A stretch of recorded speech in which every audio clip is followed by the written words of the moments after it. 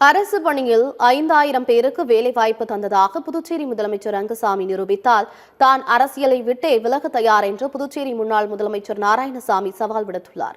புதுச்சேரியில் செய்தியாளர்களுக்கு பேட்டியளித்த அவர், புதுச்சேரியில் கையூட்டாக 40 லட்சம் பெற்றுக்கொண்டு அதிகளவில் ரெஸ்டோ பார்கள் திறக்கப்பட்டதாக தாங்கள் புகார் தெரிவித்ததாகவும், ரெஸ்டோ பாரால் ஏற்பட்ட கலாச்சார சீரழிவுக்கு என்ஆர் காங்கிரஸ் பாஜக அரசே காரணம் எனவும் குற்றம் சாட்டினார்.